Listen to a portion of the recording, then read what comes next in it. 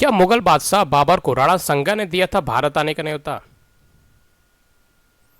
ये जो टॉपिक है, जो ये क्वेश्चन है, ये जो क्वेश्चन है वो इस समय समाज के बहुत लोगों के दिमाग में चल रहा है, क्योंकि ये क्वेश्चन इस समय लोगों के दिमाग में डाला गया है। एक्चुअली क्या है ना कि आज जो मेरा मन है ना वो अंदर से बहुत ही दुखी है। आज क्या इस समय का जो ये राजनीति का माहौल चल रहा है ना, इसमें मोस्ट ऑफ द टाइम ऐसा ही होता है कि कुछ लोग उठते हैं और कभी सनातन धर्म के बारे में कुछ बोल देंगे, कभी हमारे भारत माता के वीर सपूत जो होते हैं, कभी कभी महाराजा राणा संगा के बारे में अभी बोला इन्हों, इससे पहले छत्रपति शिवाजी महाराज के बारे में। तो इस प्रकार की बातें इस समय समाज में बहुत चल रही हैं। क्यों? क्योंकि अपने आप को पॉपुलर अगर करना है तो उसका सबसे एक अच्छा तरीका है कि या तो आप अपने भारत माता के जो वीर सपूत हैं उनके बारे में कुछ निगेटिव बातें बोल दो, या फिर सनातन धर्म के बारे में कुछ निगेटिव बोल दो। उनके हमारे सनातन धर्म के जो देवी देवता उनके बारे में बोल दो। पता कुछ नहीं होता है, बस बोल दो। क्योंकि क्या है ना कि समाज में इसमें मल्टी टैलेंटेड पॉलिटिशियन है जो कभी अपने आप को धार्मिक विशेषज्ञ बना देते हैं, कभी साइंटिस्ट बना देते हैं, कभी पॉलिटिशियन तो है ही वो, और इस समय हिस्टोरियन भी बन गए हैं।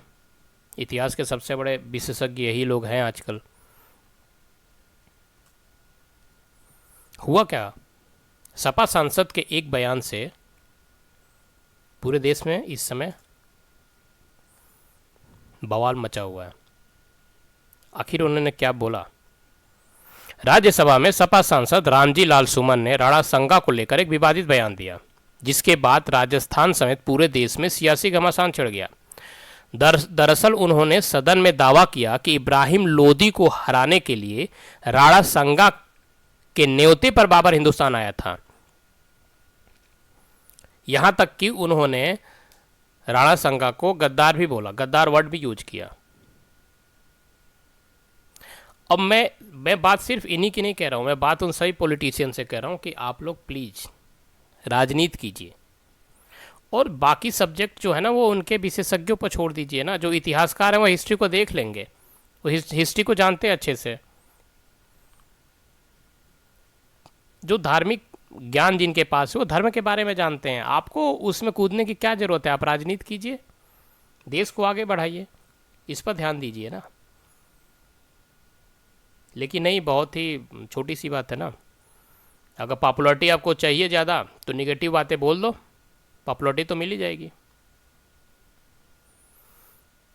लेकिन सबसे बड़ा जो सवाल है वो ये है इस समय, ठीक है, उन्होंने जो बोला वो कहाँ से बोला? उन्होंने बाबरनामा में लिखी हुई, जो बाबर ने खुद लिखा है अपनी जीवनी के बारे में, वहाँ से कुछ बातों को उठाया, जिसमें बाबर ने लिखा है कि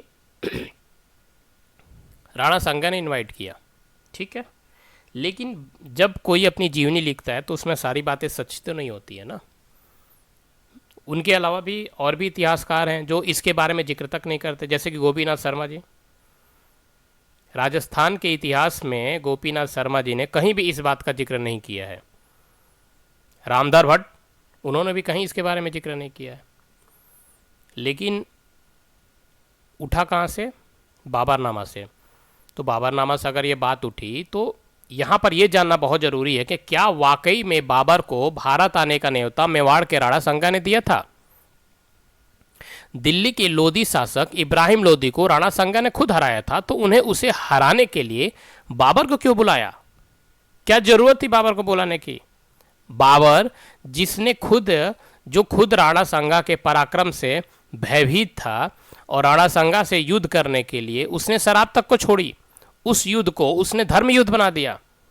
क्या वो बाबर, उस बाबर को महाराणा संगा इब्राहिम लोदी को हराने के लिए बुलाएंगे जिसको उन्होंने खुद हरा दिया था? मतलब ये कुछ भी नहीं है कि कुछ भी बस उसने लिख दिया बाबरनामा में और लोग उसको सही मान लिए।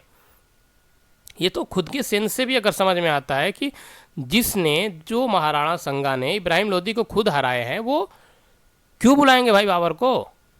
सबसे बड़ा सवाल है ना ये। और इस सवाल का उत्तर जो है, या यूँ कहिए तो मैं आपको इस समय 2-4 टॉपिक्स ऐसे बता रहा हूँ इस समय, जिसको जानने के बाद आप खुद डिसीजन कीजिएगा कि क्या वाकई में जो बाबरनामा में बाबर ने लिखा है वो सच है या झूठ है। इसका डिसीजन आप लीजिएगा, क्योंकि इतिहास जो है वो डिस्कशन का विषय होता है। बहुत से तथ्य होते हैं जिसे कुछ इतिहासकार नहीं मानते हैं तो कुछ मानते हैं। तो जो हमारे इतिहास जो पुराने समय में हुआ है उसमें जो राइटर थे वो किस भावना के वशीभूत होकर और राइट कर रहे हैं ये तो वही जानते हैं ना। लेकिन तथ्यों को देखने के बाद हमें ये समझ में आएगा कि आखिर में सच्चाई क्या हो सकती है, उसका अनुमान आप खुद लगाइएगा। तो चलते हैं पॉइंट की तरफ। सबसे पहले देखते हैं खतौली का युद्ध 1517 ईस्वी में जो हुआ था। और ये खतौली का युद्ध किसके बीच में हुआ था, ये जानकर बहुत आश्चर्य होगा आपको। 1517 ईस्वी में मेवाड़ के महाराणा संगा एवं दिल्ली सल्तनत के सुल्तान इब्राहिम लोदी के बीच में एक युद्ध हुआ। इस युद्ध में मेवाड़ के सूरवीरों ने महाराणा संगा के अटल नेतृत्व में लड़ने का निर्णय किया था। लोदी एक क्रूर शासक था जिसकी क्रूरता और विस्तारवादी नीति ही इस युद्ध का मुख्य कारण बनी। वो विस्तारवादी था, वो आगे बढ़ विस्तार करना चाहता था, जिसके कारण से ये युद्ध हुआ। इतिहासकारों की मानो तो यह युद्ध लगभग 5 घंटे तक निरंतर चला और इस युद्ध में भीषण रक्तपात हुआ। 5 घंटे तक युद्ध कंटिन्यू चला, 5 घंटे तक मारकाट कम चला। मतलब सोचिए कि कितना रक्तपात हुआ होगा। महाराणा संगा के सूरवीरों ने इस युद्ध को अपने अदम्य साहस और युद्ध कला में निपुणता के चलते युद्ध को जीत लिया। अब सुनिए यहाँ पर, ये खतौली का युद्ध जो 1517 ईस्वी में हुआ था वो हुआ था सुल्तान इब्राहिम लोदी और मेवाड़ के महाराणा संगा के बीच में। और उसमें विजय किसकी हुई? महाराणा संगा की। इस युद्ध में इब्राहिम लोदी और उसकी सेना को शर्मनाक हार का सामना करना पड़ा। और यही नहीं, इसमें लोदी के पुत्र शाहजादा को मेवाड़ी सैनिकों द्वारा बंदी बना लिया गया। सुनिए और समझिए भी, इस युद्ध में मेवाड़ के महाराणा संगा ने अपनी एक आंख एक हाथ खोकर शरीर पर असंख्य घाव सहकर भी युद्ध को बड़ी वीरता से लड़े। सोचिए कितने पराक्रमी और कितने वीर थे वो महाराणा संगा, जिन्होंने एक आंख खो दिया और शरीर पर न जाने कितने घाव सहकर भी युद्ध को बड़ी वीरता से लड़े। यहाँ तो एक छोटी सी कट लग जाती है तो हालत खराब हो जाती है।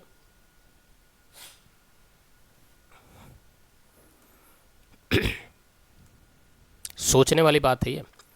खतौली का युद्ध, खतौली पिपलदा तहसील में, कोटा जो कि राजस्थान में है, कोटा में युद्ध हुआ था। और इस युद्ध को जीता किसने था? महाराणा संगा ने। हराया किसको? इब्राहिम लोदी को। तो जब इब्राहिम लोदी के यहाँ पर वो हरा सकते हैं तो उनको बाबर को इनवाइट करने या न्योता देने की क्या जरूरत थी? ये तो ठीक है, खतौली का युद्ध 1517 ईस्वी में, इसके बाद का जो युद्ध हुआ उसको देखिए, उसको पढ़िए। जानने के बाद ये समझ में आ जाएगा कि अरे यार ये तो बहुत बड़ा बाबरनामा में कांड है, बहुत बड़ा। उसने तो अपनी तारीफ में बहुत बड़े बड़े पुल बांध दिए हैं। आगे बढ़ते हैं, देखते हैं नेक्स्ट क्या है। नेक्स्ट है धौलपुर की लड़ाई जो 1519 ईस्वी में हुई थी। और इस समय क्या हुआ था? 1519 ईस्वी में मेवाड़ के महाराणा संगा एवं दिल्ली सल्तनत के सुल्तान इब्राहिम लोदी के बीच में एक युद्ध हुआ। फिर से एक युद्ध हुआ, बदला लेने के लिए आया। इब्राहिम लोदी राणा संगा के हाथों खतौली का युद्ध में उनकी हार के कारण सेहतमंद था। एक्चुअली क्या था कि महाराणा संगा एक वीर तो थे ही, वो वीर के साथ साथ दयालु भी थे। और यही तो एक वीर की पहचान होती है, जहाँ पर जरूरत पड़े वहाँ युद्ध करे और जहाँ जरूरत होती है वहाँ पर दया दिखाए। और यही थे उनमें। उन्होंने क्या था, इब्राहिम लोदी के जो शहजादे थे, जो राजकुमार थे, जिन्हें बंदी बना लिया गया था, उसको कुछ मुआवजा देकर इब्राहिम लोदी को दे दिया गया। उस समय उसके कारण से ये क्या थे कि बहुत ज़्यादा इन्हें लॉस तो हुआ नहीं था इब्राहिम लोदी को। तो फिर से चले आए भाई साहब, क्या कर रहे हैं, बदला लेने के लिए। और बड़ी तैयारी के साथ राणा संगा के खिलाफ चले आए। और आया भी किस समय पर, ये देखिए, जिस समय जो राजपूत सेना थी वो मालवा और गुजरात के सुल्तानों के साथ संघर्ष कर रही थी, लड़ाई कर रही थी, युद्ध कर रही थी। और उस समय क्या था, राजपूत जो सेना थी वो बटी हुई थी, कुछ मालवा की तरफ, कुछ गुजरात की तरफ लड़ाई लड़ रहे थे। उसी समय इब्राहिम लोदी ने क्या किया, इस परिस्थिति का लाभ उठा के कि सेनाएं तो बटी हुई हैं, चलो भाई लड़ाई करके जीत लेते हैं, अपने बदला ले लेते हैं और फिर अपना आधिपत्य जमा लेंगे। लेकिन इनको ये भ्रम में थे भाई साहब। धौलपुर के पास जब दोनों सेनाएं, इधर महाराणा संगा को भी पता चल गया तो वो भी चल दिया कि आजा बेटा देख लेते हैं किसमें कितना दम। तो धौलपुर के पास क्या हुआ, दोनों जो सेनाएं थी एक दूसरे की दृष्टि में आई। और फिर क्या हुआ, राजपूत ने घुड़सवार सेना के साथ लड़ाई शुरू की, जिसका नेतृत्व व्यक्तिगत रूप से राणा संगा ने किया था। और जिसका नेतृत्व स्वयं राणा संगा अगर कर रहे हो तो समझो कि क्या होगा।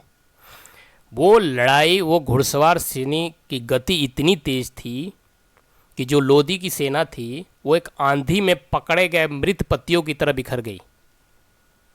सोचिए, आपने देखा होगा पेड़ों से जो सूख कर पत्तियां नीचे गिरती है और जब आंधी आता है तो उन पत्तियों का क्या हाल होता है, वो कितने टुकड़े होते हैं उन पत्तियों का और किस किस दिशा में जाकर वो गिरते हैं। अगर आपने आंधी को देखा होगा तो आपको पता चल जाएगी कि पत्तियों का क्या हाल होता है। ठीक उसी प्रकार से जो इब्राहिम लोदी की सेना थी ना, उसका भी हाल वही हुआ। महाराणा संगा की सेना के सामने आंधी के में पकड़े गए मृत पत्तियों की तरह तितर बितर हो गए। ये तो कुछ नहीं है, आगे आप पढ़िए, आप दंग रह जाएंगे। इब्राहिम लोदी जिस प्रकार से दंग रह गया, आप भी दंग रह जाएंगे। इब्राहिम लोदी एक बार फिर दंग रह गया। क्यों? राणा संगा ने इस जीत के बाद अधिकांश वर्तमान राजस्थान को जीत लिया था।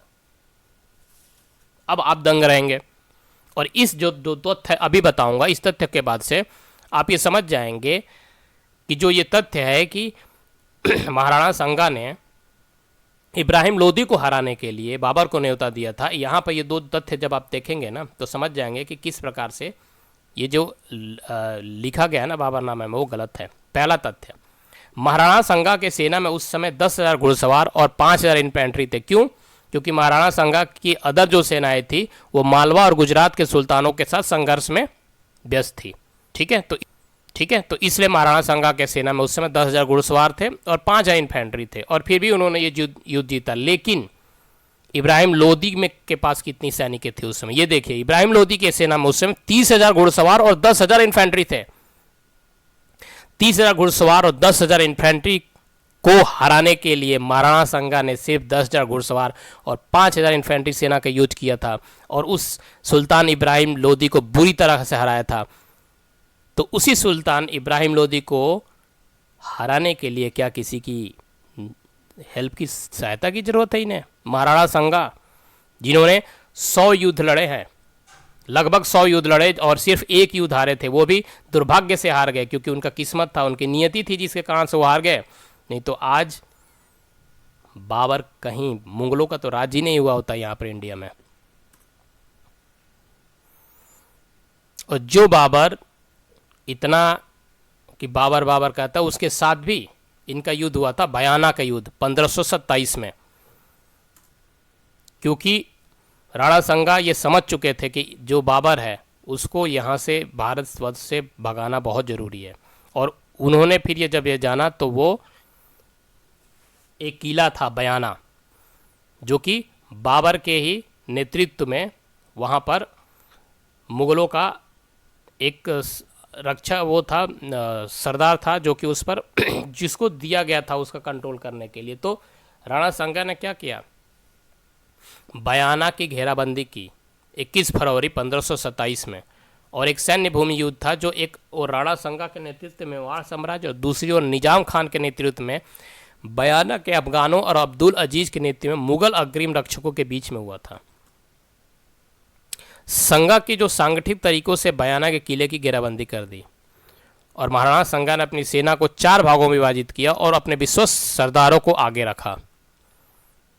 उससे हुआ क्या, आगे बढ़कर लड़ने का प्रयास अफगानों की पराजय के साथ समाप्त हुआ और उनके कई अधिकारी मारे गए या फिर घायल हो गए। घेरे गए लोगों का मनोबल टूट गया और उन्होंने क्या किया, राणा को किला सौंप दिया। जो ये बयाना का किला था उसकी घेराबंदी की गई, जो 4 भागों में सेना को विभाजित किया गया। जो संगा महाराणा संगा के विश्वस्त सरदार थे उन्होंने क्या किया, लड़ाई की, जिसके कारण से जो घेरे गए लोग था उनका मनोबल टूटा और उन्होंने क्या किया, राणा साहब को किला सौंप दिया। उसके बाद क्या हुआ ये देखिए, बाबर ने राणा को आगे बढ़ने से रोकने के लिए अब्दुल अजीज के नेतृत्व में एक सेना भेजी, लेकिन राणा संगा के नेतृत्व में राजपूतों ने मुगलों को हरा दिया और उन्हें तितर बितर कर दिया। बयाना की हार ने मुगल सेना का मनोबल इतना गिरा दिया, और यही नहीं, मुगल सेना का मनोबल तो गिरा ही, स्वयं बाबर का मनोबल गिर गया था। बाबर को यह समझ में आने लगा था कि महाराणा संगा से जीतना इतना आसान नहीं है। महाराणा संगा के बारे में खुद अपनी जीवन गाथा बाबरनामा में बाबर ने लिखा है कि मतलब वो भारत राज्य के एक बहुत अच्छे शासक के रूप में उनकी प्रशंसा की है, वो एक वीर के रूप में प्रशंसा की है। जब खुद दुश्मन प्रशंसा आपकी कर रहा है तो समझ लीजिए कि सामने जो महाराणा संगा वो कितने वीर योद्धा होंगे, उसकी कल्पना भी नहीं की जा सकती है। और जब बाबर को ये लगा कि वो शायद ये युद्ध नहीं जीत पाएगा या महाराणा संगा से नहीं जीत पाएगा, तो उसने क्या किया, उसने अगले युद्ध में जो कि खानवा की लड़ाई थी, उस युद्ध को धर्म युद्ध बना दिया, इस्लाम वर्सेस हिंदू कर दिया। और उसने ये प्रतिज्ञा ली कि वो शराब कभी नहीं पिएगा। तो जो शख्स इस लड़ाई से पहले शराब पीता था, वो शराब पीने के बाद क्या लिखता है, उसकी बातों पर कैसे भरोसा कर सकते हैं। लेकिन इतने युद्ध, 100 युद्ध लड़े महाराणा संगा ने, और सिर्फ एक युद्ध हारे। तो ये तो जानना बहुत ज़रूरी है कि आखिर हमारे देश के वीर सपूत महाराणा संगा के बारे में एक छोटा सा इंट्रोडक्शन तो बनता ही है। इनको संग्राम सिंह प्रथम के नाम से जानते थे सबसे पहले, जिन्हें राणा संगा या महाराणा संगा के नाम से भी जाना जाता है। ये सिसोदिया राजवंश के भारतीय सम्राट थे, जिनका जन्म 1482 में हुआ था और 1528 में उनका निधन हो गया। उन्होंने वर्तमान उत्तर पश्चिम भारत में ऐतिहासिक गुहिल्ला सिसोदिया राज्य मेवाड़ पर शासन किया। हालांकि उनके कुशल नेतृत्व में उनका राज्य था वो 16वीं शताब्दी की शुरुआत में उत्तरी भारत का सबसे शक्तिशाली शक्तियों में से एक बन गया था। उन्होंने अपनी राजधानी चित्तौड़ से आधुनिक राजस्थान, गुजरात, मध्य प्रदेश और उत्तर प्रदेश के क्षेत्रों पर शासन किया। सोचिए कितना बड़ा साम्राज्य था इनका। कई समकालीनों ने उनके शासन को पसंद किया था, जो उस समय के समकालीन जो शासक थे उनके शासन को पसंद किए थे, विशेष रूप से बाबर, जिसने उन्हें दक्षिण भारत के कृष्णदेवराय के साथ उस समय का सबसे महान भारतीय सम्राट कहा। सोचिए, बाबर ने अपने बाबरनामा में ये लिखा है, सबसे महान भारतीय सम्राट। पृथ्वीराज चौहान के साथ मुगल इतिहासकार अल बदायूनी ने सांगा को सभी राजपूतों में सबसे बहादुर माना। मुगल काल से पहले राणा संगा उत्तरी भारत के अंतिम स्वायत्त हिंदू शासक थे, जिन्होंने एक बड़े क्षेत्र को नियंत्रित किया था। कुछ आधुनिक साहित्य में उन्हें उत्तरी भारत के हिंदू सम्राट के रूप में संदर्भित किया जाता है। संदर्भित क्या, सच में उत्तरी भारत क्या, ये पूरे भारत के हिंदू सम्राट थे। मैं अगर मानूं तो उसके अनुसार से ये हिंदू सम्राट उत्तरी भारत के ही नहीं, ये दिलों के सम्राट हैं। जितने महान ये वीर पुत्र हैं, जिनकी एक आँख, एक पैर, एक आँख, एक हाथ और यहाँ तक कि एक पैर से भी ये सही तरीके से काम नहीं कर पाते थे। इसके बावजूद भी युद्ध लड़ना, और युद्ध लड़ना ही नहीं, उसमें अपने सामने के जो प्रतिद्वंदी है उसको हराना, इसे हम कल्पना भी नहीं कर सकते हो कि किस प्रकार के, किस लेवल के ये महावीर थे।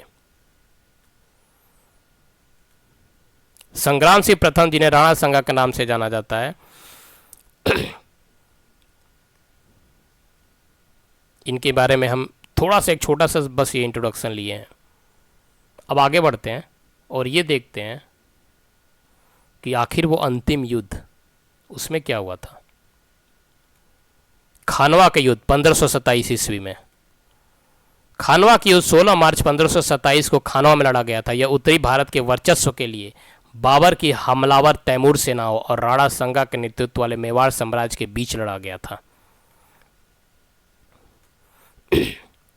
यह मुगल सेना की निर्णायक जीत के रूप में समाप्त हुआ और इससे बाबर और उसके वंशजों का शासन आने वाली कई शताब्दियों तक मौजूद बना रहा। हुआ कैसे ये? रायसेन के राणा सिलहदी ने राणा संगा को धोखा दिया और बाबर की सेना में शामिल हो गए। उनकी संख्या मुगलों के पक्ष में शक्ति संतुलन को मोड़ने के लिए पर्याप्त थी। जब यह खानवा का युद्ध हो रहा था तो उस समय अप्रॉक्स 80,000 से ज़्यादा सैनिक थे महाराणा संगा के पास, और बाबर के पास कम सेना थी। लेकिन बाबर का जीतने का सबसे बड़ा रीज़न क्या था?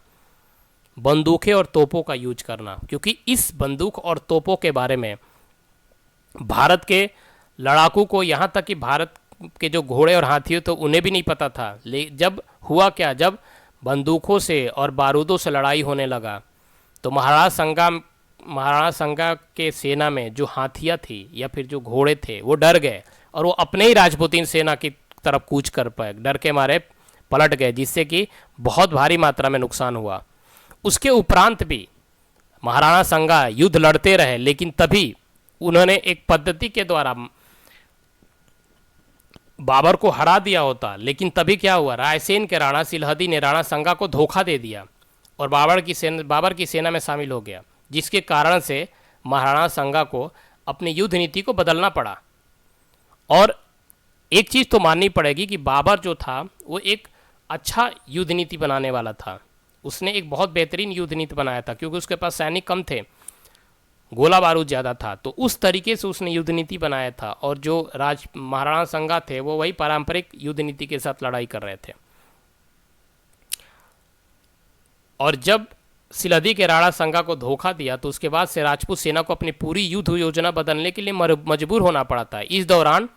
इसी समय वो दुर्भाग्य हुआ, जो अगर नहीं हुआ होता तो आज हिंदुस्तान की कहानी कुछ और होती। इस दौरान राणा संगा को गोली लगी और वो बेहोश हो गए, और इससे क्या हुआ, राजपूतों रैंकों में काफ़ी भ्रम की स्थिति पैदा हो गई। इसका फायदा उठाते हुए मुगलों ने क्या किया, हमले और तेज कर दिए और जल्द ही राजपूत सेना कमज़ोर पड़ने लगी, क्योंकि नेतृत्व को सफल नेतृत्व तो नहीं मिला। कुछ राजपूत कमांडर थे जो सामने से हमला करने के लिए अपनी सैनिकों को इकट्ठा करने की कोशिश किए, लेकिन तोप और बंदूकों के सामने टिकना, ये तीर धनुष और तलवार से लड़ते थी भारतीय सेना उस समय। और भारतीय नहीं, मतलब अपनी महाराणा संगा की सेना, और जो ये बाबर की सेना थी वो बंदूकों से और तोपों से युद्ध की। तो ये तो आप खुद ही सोच सकते हैं, यहाँ तक कि सैनिकों की संख्या ज़्यादा होने के कारण से कोई भी गोली चलती थी वो किसी न किसी को लगती ही थी, क्योंकि सैनिक की संख्या ज़्यादा थी, सैनिक ज़्यादा थे महाराणा संगा के पास। लेकिन हुआ राजपूत कमांडर जो थे हमारे वीर राणा संगा को गोली लगी, वो बेहोश हो गए। उसके बाद जो राजपूत कमांडर थे वो सामने से हमला करने गए, लेकिन उनको भी मार दिया गया। उसके बाद नेतृत्वविहीन राजपूत सेना जो थी वो किसी तरीके से अपने बेहोश राजा को युद्ध क्षेत्र से बाहर निकालने में कामयाब हो गए, और जो बचे थे बड़ी संख्या में मारे गए। और जल्द ही युद्ध जो था वो राजपूत और उनके अफगान सहयोगियों की हार में समाप्त हो गया था। ये खानवा का जो युद्ध था इसमें भी धोखा मिला, यहाँ तक कि जब महाराणा संगा को होश आया तो उन्होंने वचन लिया, उन्होंने पगड़ी पहनना बंद कर दिया, और उन्होंने ये शपथ ली कि जब तक मैं बाबर को नहीं हरा दूंगा मैं वापस नहीं जाऊंगा। लेकिन उस समय सेना जो थी वो काफ़ी कमज़ोर हो चुकी थी, तो उन्हीं के कुछ लोगों ने उन्हें जहर दे दिया, जिससे उनकी मौत हो गई। लेकिन ये भी माना जाता है, कुछ इतिहासकार ये भी मानते हैं कि जो मुग़ल थे वो जिससे डरते थे उनको षड्यंत्र करके जहर दिलवा देते थे। तो ये दोनों ही बातें हो सकती है, इसमें क्या सच है क्या झूठ है नहीं पता। लेकिन ये जो पॉइंट्स मैंने आपको बताया है, इन पॉइंट्स को देखने के बाद आप खुद सोचिएगा कि जो स्टेटमेंट सपा के सांसद ने दिया कि महाराणा संगा ने बाबर को न्योता दिया था इब्राहिम लोदी को हराने के लिए, कितना सच है और कितना झूठ है। क्योंकि जिस इब्राहिम लोदी को महाराणा संगा ने स्वयं 2 से 3 बार हरा चुके हैं, यहाँ तक कि अपने कम सैन्य बल के साथ उसको हरा चुके हैं, उसको हराने के लिए किसी बाहर के आक्रमणकारी आक्रांता की ज़रूरत नहीं है। तो ये स्टेटमेंट सच है या झूठ है, इसका फैसला तो आप कीजिएगा। लेकिन जो राणा संगा हमारे देश के वीर सपूत, जिन्होंने अंत तक बाबर से लड़ने की जिद ठानी रखी, उस राणा संगा को मेरी तरफ से और आप सबके तरफ से फूलों की वर्षा तो ज़रूर होनी चाहिए। दोस्तों, आज मैं आपसे ये नहीं कहूँगा कि इस चैनल को सब्सक्राइब कीजिएगा या लाइक कीजिएगा, लेकिन आपसे एक बात ज़रूर कहूँगा, अपने संस्कृति का सम्मान कीजिए।